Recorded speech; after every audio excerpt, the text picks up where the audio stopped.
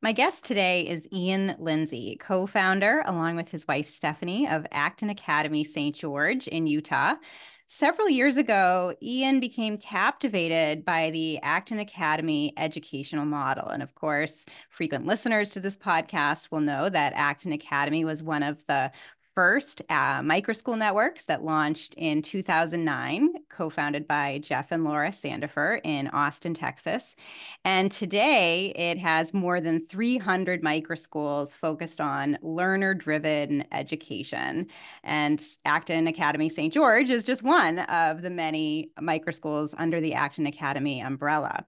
Ian attended the Acton School of Business that Jeff Sandifer founded before he and Laura created Acton Academy. And you can go back and listen to my interview with Jeff that aired just before Thanksgiving, where he talks about running Acton School of Business and then launching Acton Academy. And Ian really witnessed the profound impact that the Acton method had on him. It prioritizes Socratic learning. And he also noticed how it really impacted the entire educational experience with his classmates as well. So when Ian and Stephanie moved to St. George to be closer to family, they made the commitment that they would start an Acton Academy to benefit their children and others in their community. They launched their microschool in the fall of 2020 after planning for about a year, and they launched with 12 students in their home. Their program grew to about 22 students in that inaugural year. And today they have 40 students, pre-K to elementary level, with the hopes to open a middle school in the fall of 2025 and expand from there. Ian Lindsey, welcome to the Liberated podcast. Yeah, thanks for having me. I appreciate it. I'm so excited to have you on the show. And I think your journey to being an education entrepreneur and a school founder is really fascinating. You came at this from sort of the business background of going to the Acton MBA program. Tell us what kind of drew you to that model initially. What was going on in your life that made you decide to kind of pursue an MBA and specifically the Acton model? And then how did that lead then to your interest in the Acton model more broadly for K to 12 education? Yeah, so my interest, I actually found the Acton MBA program in 2008, 2009. I don't remember exactly when.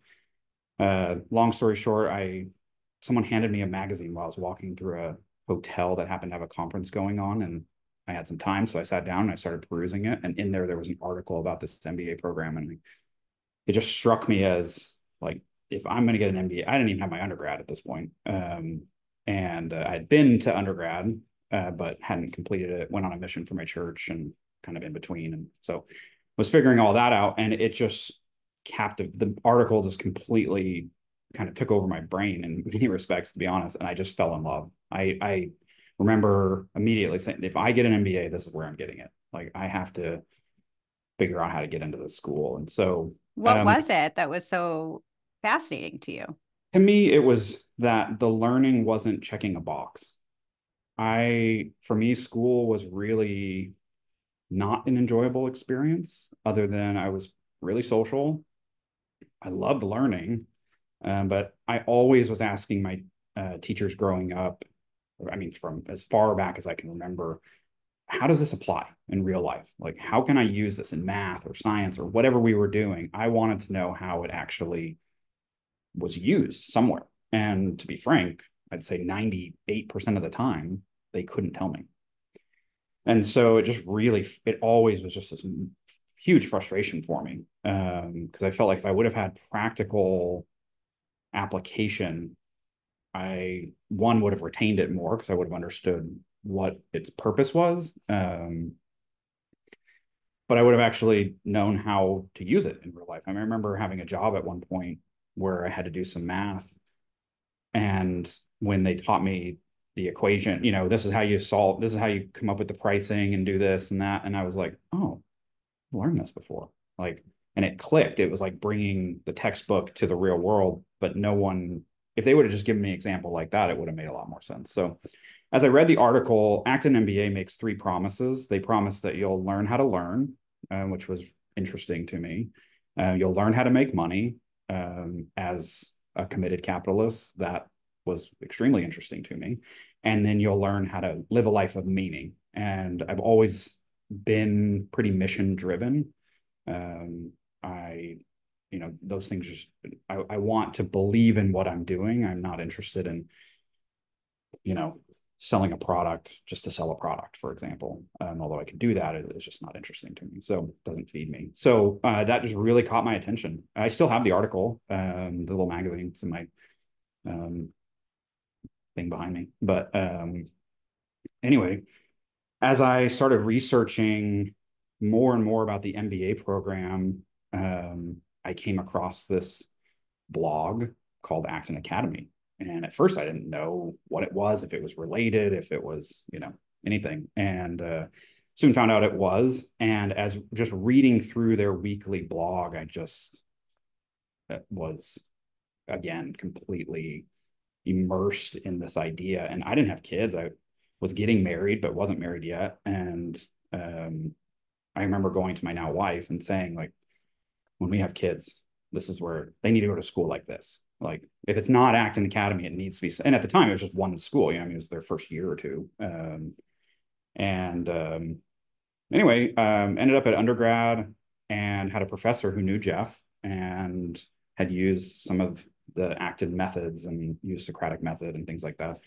And I ended up being a TA for him, and we just had it just really became something, a part of me almost. And so when the time came, after undergrad, I spent 2 years working at BYU, Idaho, which is where I went to school, in their online learning department as the coordinator of online learning, and saw some real innovation in education with their pathway program and some of the other things, and just had this kind of draw to interesting educational situations. But at the same time, I was really a business guy. I didn't want to go be a teacher. I didn't have any interest in that. And so eventually I went to the MBA program, got my MBA, loved every second of it. It was life-changing, to be honest, to be taught by entrepreneurs in a way that made sense and was logical and real, and you could put your hands on it. Every day was making real decisions in real businesses, placing yourself, you're the pragmatist of the case, and placing yourself in the shoes of those individuals. And it's really hard, 100-hour weeks. And for me, I took Sundays off. I decided that I wanted a day of rest as a religious person. So it meant packing 100 hours of work into 6 days instead of 7. And it was wild. But then being in Austin, continued to learn about the academy. I would go to events there when they would have people like Sugata Mitra come, or others, and witnessing these young people hold conversations with adults. I mean, elementary age kids, asking or making really profound statements or asking really profound questions in discussions, and knowing that not all, this isn't just a small group. This isn't just like a curated group of young people that happen to come from remarkable families. These are kids from all walks of life, just who are put in an environment that's allowing them to thrive. And it just absolutely captivated me in every way. And eventually my wife was able to go to those things too. She had her experience in education was great. She loved school. She loved her teachers, and I had great teachers at times. But she saw that, and it clicked for her as well. Like, oh, this is different. And so here we are many years later. So it's been interesting a journey. that you brought up the profound questions that the Acton students ask. I've been able to visit many Acton academies, and I, on some of the visits, get interviewed by the students, and I will say that they are the most challenging interviews that I ever experienced. The most challenging, most profound questions, just really thoughtful learners who are inquisitive, and just really that sort of that curiosity really shows through. So what happened next for you? How did you go from Austin to St. George and decide to open your own school? Yeah, we kind of set roots in Austin after the MBA program. My wife had been working for a designer there. My wife's an interior designer, and eventually ended up starting her own design firm. Wasn't really in the cards initially. It just kind of happened, and we had this is being personal, but we had quite a bit of struggle having children, and really wanted them, and felt like maybe the stress of work and things like that were causing that. So she, uh, along with some other reasons, decided to leave where she was, and she's like, I can go even if I just take one client a year, you know. So she ended up starting a business, kind of in a roundabout way. Ended up joining forces with another designer that she knew, and they started this business. And I went to work initially doing some consulting type work in Austin, and then about a year after graduation, ended up getting hired at a tech company there, a local tech firm.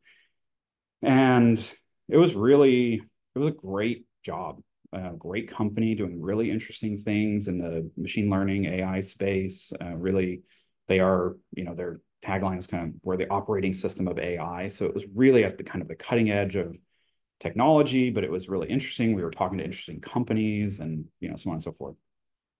And we kind of thought we'd just put our kids in Acton, just in Austin. We figured we had the money, and, it was a great, well-established program, and why not, and then we ended up having kids, and our daughter was born, our second child. I have four kids today. And my wife came to me and said, I really want to be close to family. I want to move to where my family is, and or at least live closer. It felt like we were getting on an airplane every month to go to a birthday or a baptism or a funeral or something. It just seemed all the time we were traveling just to go see family, and there wasn't really any reason to stay. My wife's business partner was open to her not being there, and my company was super supportive of, now they're a completely remote company. And so we started looking. We came to, and St. George is where my wife's parents live, and all of her aunts and uncles and cousins. And it's about halfway. It's half the distance to my parents' house from where we were in Austin, so it's a lot closer, a lot easier. And so when we made the decision, I said to my wife, I'm totally open to this move. It seems like the cards are aligning. But if we're going to do it, we're going to open an Acton Academy. And so she was like, okay, let's do it. And so we started down that path, with the application. I had sent Jeff a message and said, because I knew him personally, I consider Jeff a mentor and a friend, and said, we're moving out of Austin and I want to open an Acton. He said, great, apply. So we did, and we went through the same process everyone else has to go through. And we're approved, and the rest is kind of history. And once we moved, then we kind of officially kicked off the search for a location, and started all that process. But that's what kind of led us to where we are. Yeah, so let's get into that startup journey, because you said that it took about a year of planning. And of course, you weren't anticipating COVID occurring right in the middle of that process. But what was that initial planning year like for you leading up to launch in the fall of 2020? Yeah, so it was interesting. It was a lot of work. We started once we were approved, we started the search for a location. That was our kind of first, we started putting feelers out for guides and families, but nothing, we weren't really pounding the pavement yet. But we figured location, we looked at the city codes, we thought this will be pretty easy. Let's get it locked down, and, at least then we have a place to start with. And little did we know, we were wrong. It was a very painful, that process of finding a location actually probably in all took 3 years, I think, before we finally moved into we're in year 4 now, and we're in our second year in our location. So we've been in there about a year, or a year and a half now. But Yeah, so we started that process, started looking, we found lots of locations, went back and forth with the city, got denied a lot from them or from, we looked at land to build a location. Um, and What were some of the reasons for denial, right? Because this tends to be a real pain point for education entrepreneurs, finding locations that meet certain zoning codes or that allow educational entities to operate. I'm curious what you were confronting. Yeah, primarily we didn't fit, quote unquote, in the code.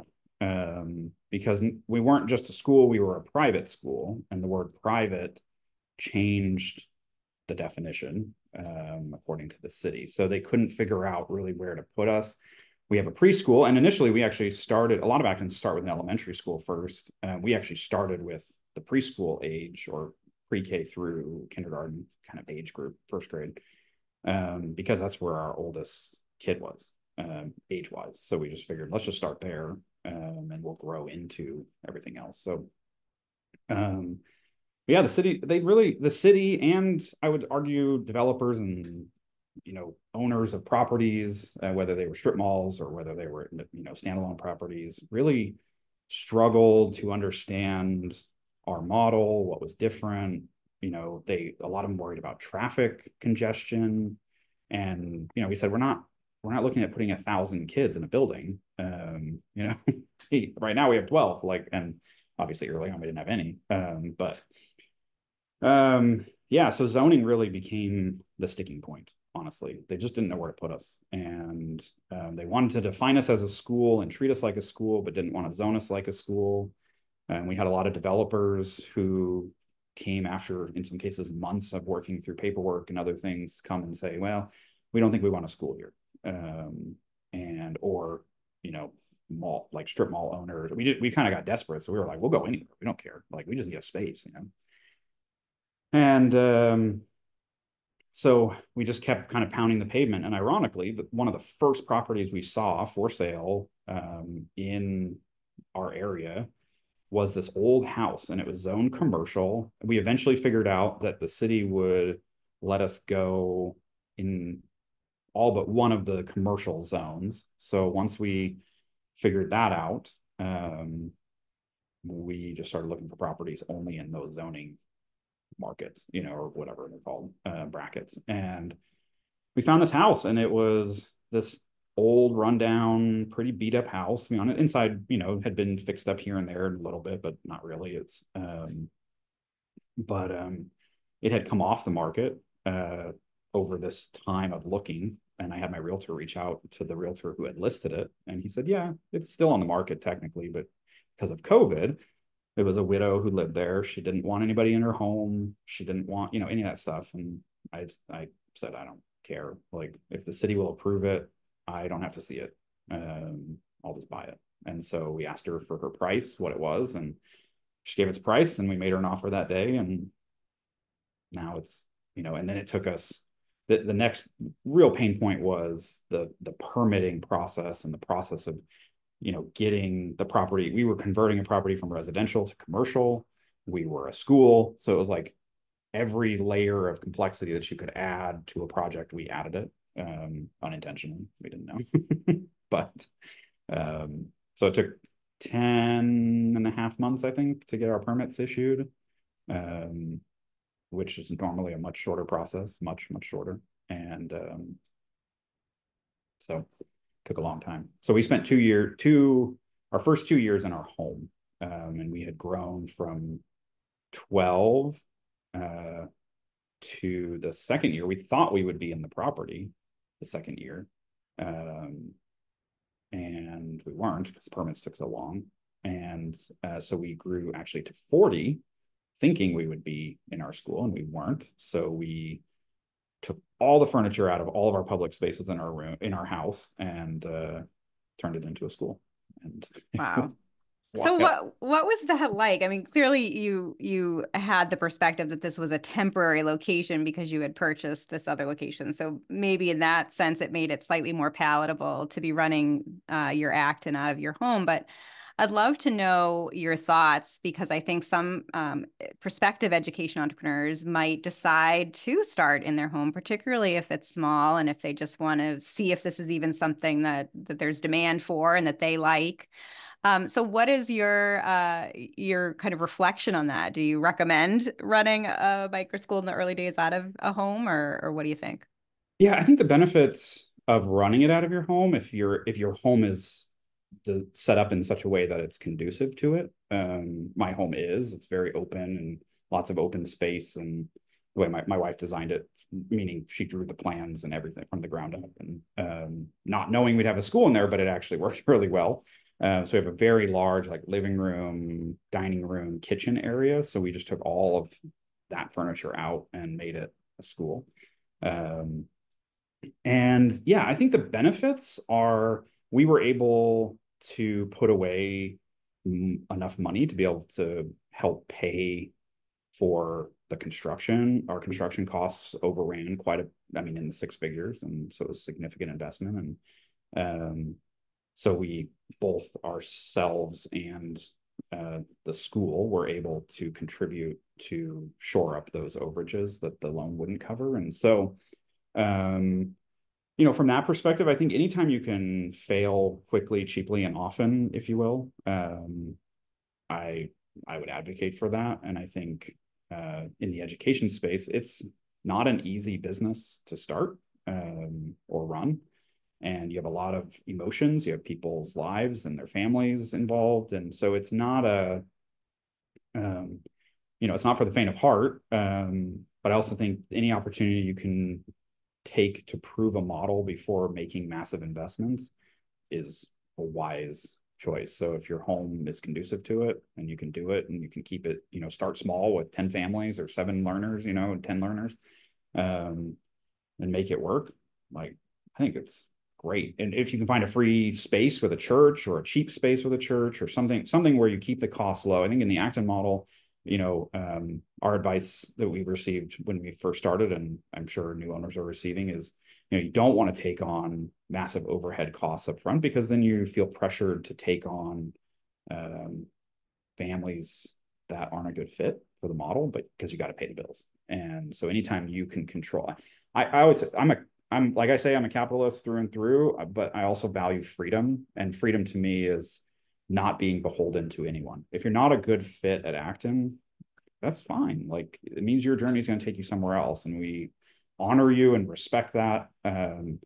It's just that we're not part of it, and we're glad you were a part of it for the time you were there. But I never want to be beholden to someone because I need their tuition money, for example, to pay my bills, right? Yeah, so I'd love to talk a little bit more about the financial model as well as sort of the startup financial commitment that you experienced in those early days and years.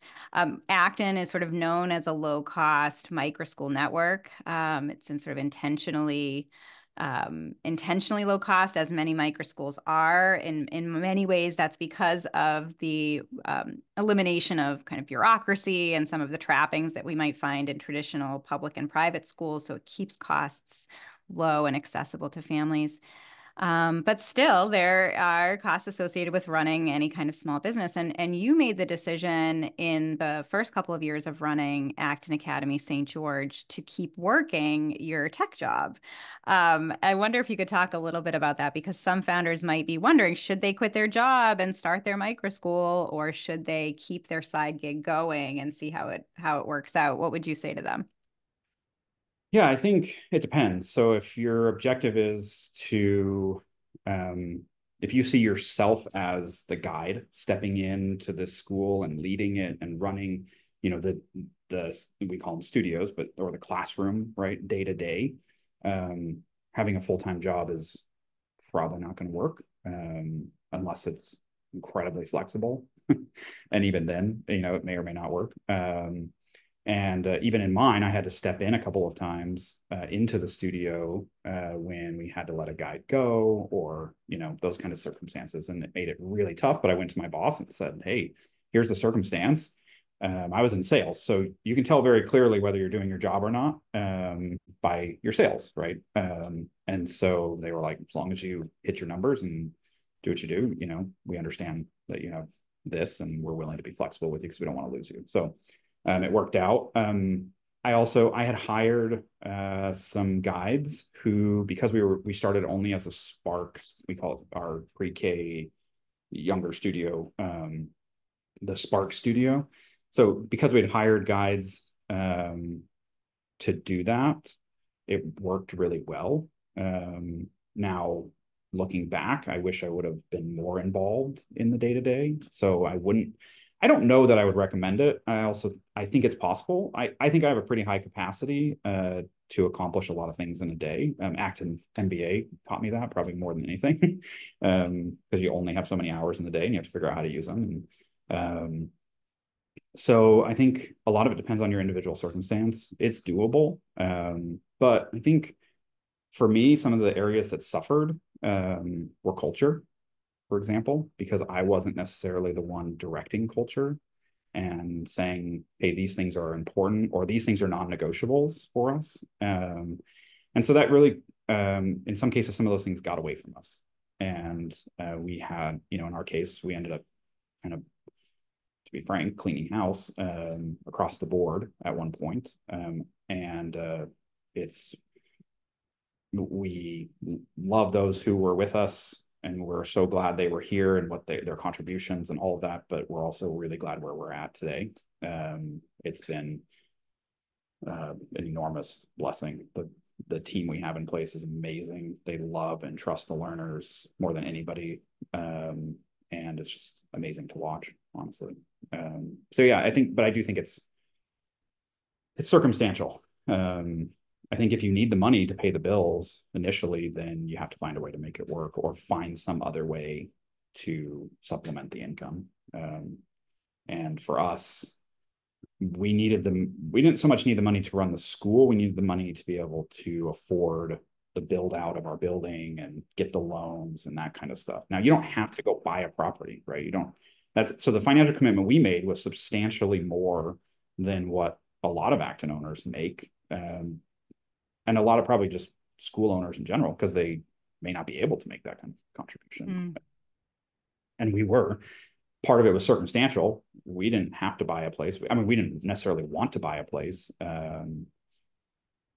but we were kind of pigeonholed. In the end, it was like, I don't care if I have to lease it. I don't care if I have to buy it. I don't care if I have to build it, but just, I got to find a place that works, and so anyway, that's, for us, that was the path we took, and it's worked out for us.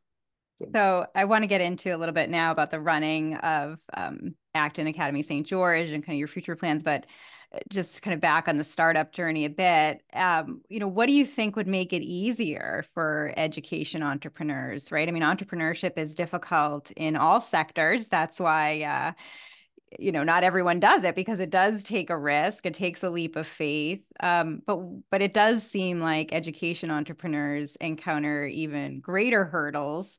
I wonder what your thoughts are. What could make it easier for them?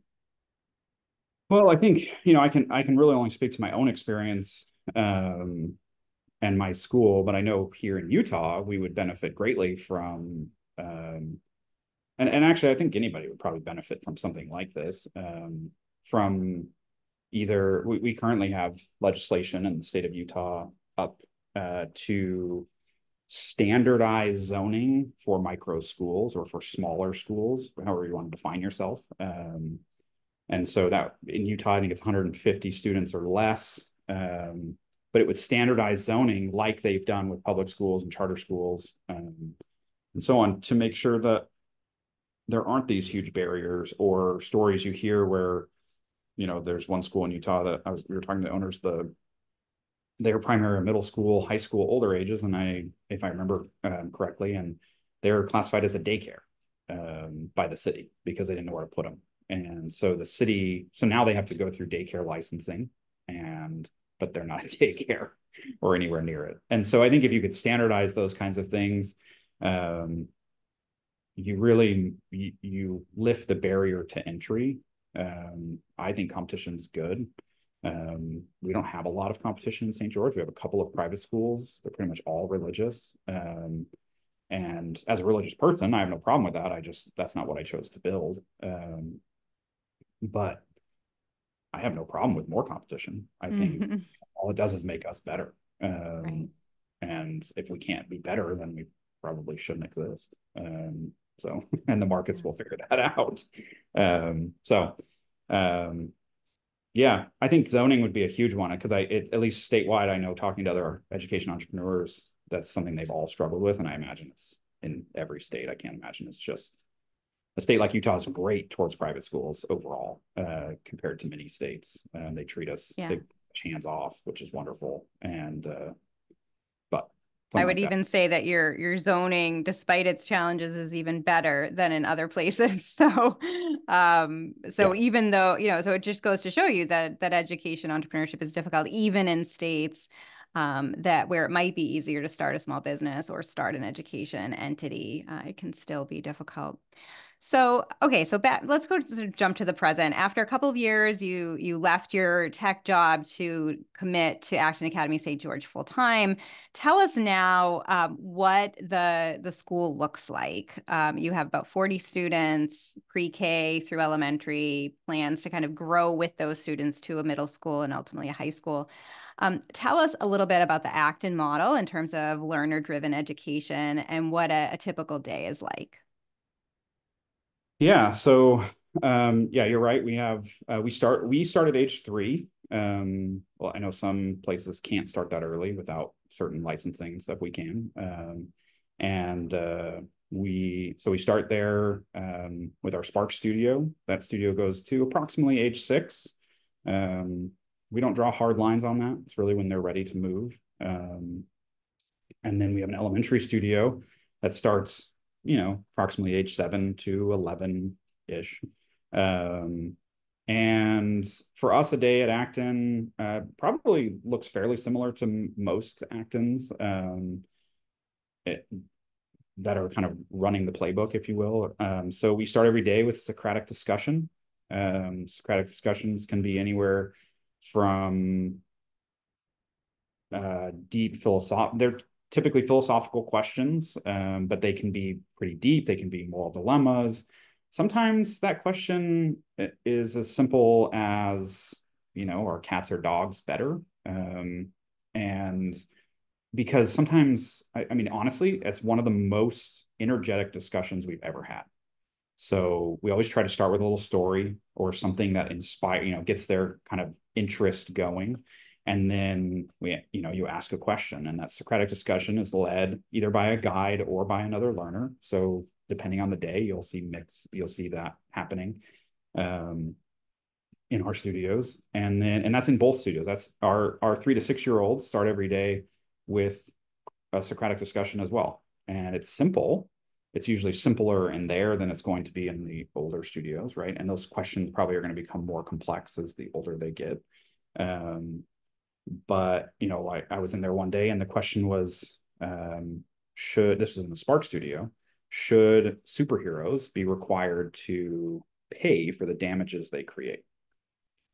And they had a vigorous discussion. I mean, 3 year olds raising their hands, arguing why they should or shouldn't. No right answer, really. And it's awesome to watch, honestly. And holding each other accountable. Someone can volunteer to lead the discussion in the Spark studio, for example, or in the other studio, but then they'll stand up, they'll call on people, they'll manage kind of the back and forth of who's talking and ask them, tell me more. Why do you believe, like, if you're going to take a stand on why they should pay, tell me why. And I've watched 3 year olds do it. I've watched 6 year olds and 10 year olds and everybody in between. So we do that, and then we move to what we call core skills. So core skills are where we spend our time largely in kind of, I don't know, the way I always define it is like more direct academics. So it's reading, writing, math, but that can be so many things. Writing can be writing a thank you note to a classmate or to a fellow, hero. It could be writing in your journal. Reading can be picking up a book. It could be Lexia or Dreambox, math for Dreambox or Prodigy or these other programs, or doing manipulatives, the Montessori manipulatives on the shelf because you're learning multiplication, but you're struggling with it, or division, and you want to be able to actually see how something divides up, right? There's all kinds of ways to learn, and they have access to all of that. We have collaborative time. So we move from kind of quiet core skills to more of a collaborative core skills. So they're still working, but that's where games get introduced. So they could be playing cash flow, like the Robert Kiyosaki game, or Monopoly, or, the list goes on. Risk. We had one learner who requested Risk, and we asked, who knows how to play Risk, and two of the learners knew. And so we asked if they were willing to teach everyone else how to play Risk that wanted to learn. And they did, and they would have these multi-day week battles on Risk because the game takes forever, and or Catan, so super fun, but they could be doing puzzles during that time, robotics, coding, things like that. So then they'll move to outdoor time, or like lunch and outdoor time. In our younger studio, it's kind of the same. It's a little different. The core skills, we're not using technology in our youngest studio. So they're learning those same kinds of things, but through more like Montessori materials or Reggio Emilia material type things, more hands-on, loose parts type play. And in the youngest studio, they actually spend most of the afternoon outside. We have a natural playground that we've built. And they just play for hours building things. We have lots of wood, and we have a climbing forest where we took tree trunks and buried them in the ground for 3 or 4 feet in the ground with rebar and concrete and everything, and they climb on them. And we have a mud kitchen, and platforms with ropes and fun things. Water play. Where we live, it's more like Las Vegas weather, so it's really hot in the summer. So they're always soaking wet when they come in from outdoor play in the summer, or spring, summer, and fall, because it's hot all those times. And then our older studio, they will come in the afternoon, and they'll do quests. So quests are hands-on projects. Right now we're doing architecture. So they're actually designing their future home this year. So what they would put in their own home. Awesome to watch. They learn all about scale and different things, but that quest could be anything from entrepreneurship to robotics, to the detective quest, so on and so forth. The list is long of options. All of those are bookend by Socratic discussions. So before we kick off quests, we have a discussion, we launch into it, we have a reflection discussion, then we have a reflection discussion at the end of the day. They do studio maintenance, so they clean their own studio and maintain all of that. On Fridays, for example, we have town hall where they debate and argue for changes to the studio. So they have to come, they put a little slip in a box, and they have to say whether or not, what they're proposing, like what the problem is or what they're bringing up, and then what their solution is. And then they bring it before the council and debate what changes or what they're seeing in the studio that's frustrating them, or hey, everybody has been really distracted lately, and we need to talk about that, and no one's enforcing the consequences, so what are we going to do about it, kind of thing. So but yeah, so every day we go on field trips. We try to engage in the community. We're doing architecture right now, like I said, so we're going to go to the Parade of Homes and tour some of the parade homes. We're going to go to some of the local churches and buildings in town. Right across the street is the Catholic Church from ours. We're not a religious school, like I said, but always interesting buildings and architecture. So that's that one of the LDS temples is going to have an open house here starting in 2 weeks. So we're going to go and tour the temple just from an architectural perspective to see it, and things like that. So it's really fun. It's amazing to watch. It's chaos most of the time, and when I say chaos, it's not bad, right? It's just it's often loud. Learning is messy, as it should be. There's usually paper, someone's working on some project and there's a little paper everywhere on every surface, but they hold each other accountable, they clean it up, they have to work through it, and it's not a panacea. There's lots of conflict resolution, and lots of opportunities for these young people to learn what it is to be a member of a community. And we often refer to our school as a community more than a school. And we have amazing families. Our current group of families are committed. They're awesome. They get what we're doing. Um, it's just awesome. It's so fun. And hard. Yeah. Mostly as adults. I think the hardest part is for us to step back and Sure. have patience and letting the learners discover. Jeff said something actually on your podcast. He said, it was about owners, but I think it applies to us as owners in the studio or guides in the studio, where he talked about the idea of are we willing to take a step back and allow learners to discover how they learn individually. And I'm paraphrasing his comment. I think it was near the end of your podcast with him. He and to me, it sums up so well what, like, our role as an owner or a guide. I want to come in. My wife designed the space. I see messes, and like, I'm a clean person. I like things to be orderly. I want to, like, I need to pick that up. I want to clean. I want to whatever, especially if I have like a tour or something. But I always have the voice in the back of my head of like, this is their space. Let them learn these lessons. And so then we work with them instead of us just always stepping in. Yeah, I mean, you're right that it's harder to facilitate learner-driven education, right? It's sort of easy and straightforward, the kind of top-down traditional models, very orderly and very predictable. And this is being much more comfortable with uncertainty and chaos, as you said, and just sort of the natural evolution of a young person's learning, and then the messiness of community and conflict resolution. I think it's such a spectacular description that you gave of the Acton experience. I think you really, really captured it so well. So, Ian, beginning early last year, Utah joined a growing list of states to pass school choice legislation, universal school choice legislation, that enables a portion of state funding allocated for education to go to every K-12 student in the state of Utah. Several states have done the same.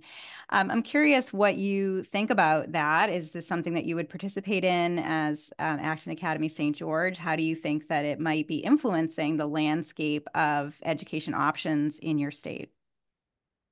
Yeah, I'm on its surface as it stands today, I'm a fan of the legislation. I really I'm very, very, very skeptical of government involvement in anything, to be perfectly honest.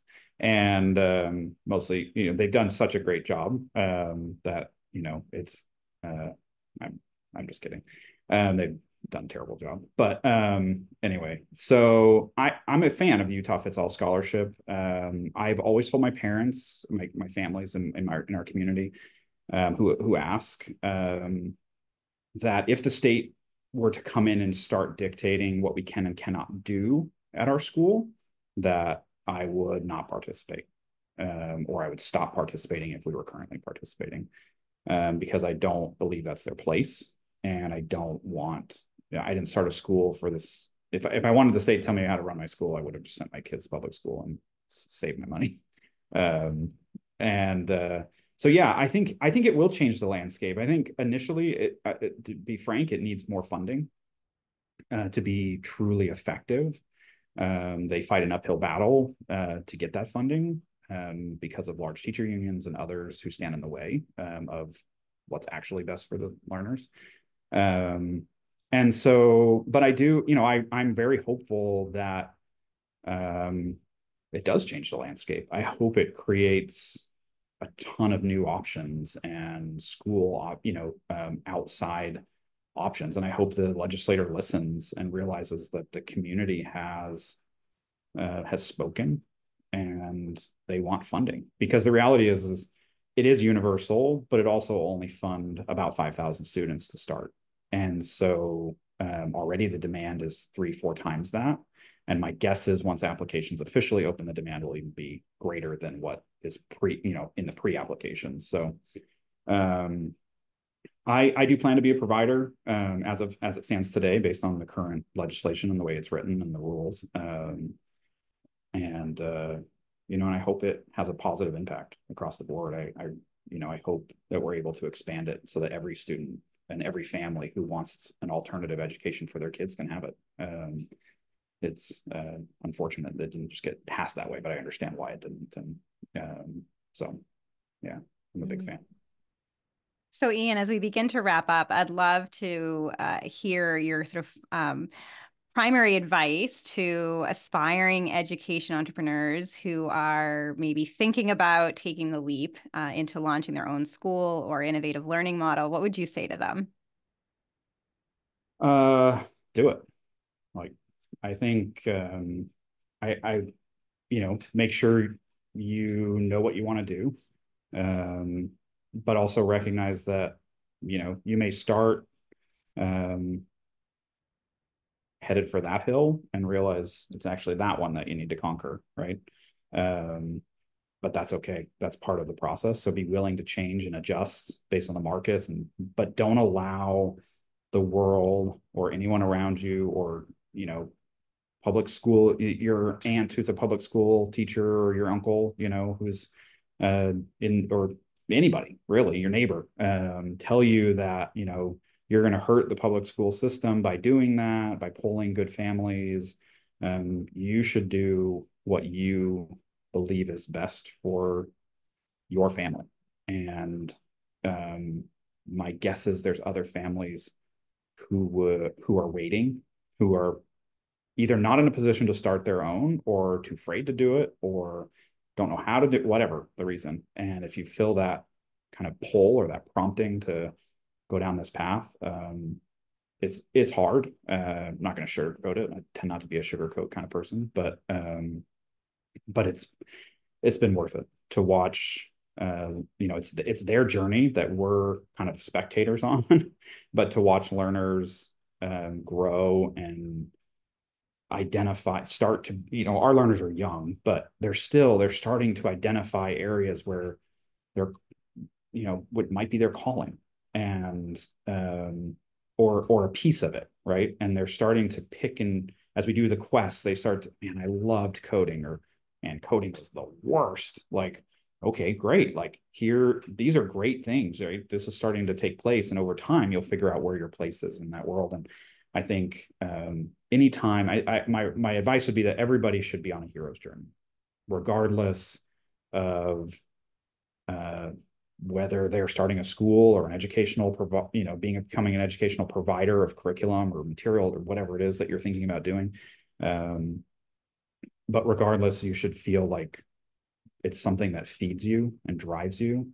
If you have to work a job to be able to do it at first, great, do that. Like, I think there's value to being all in for sure, but there's also, value in having a roof over your head. So, and food on your table.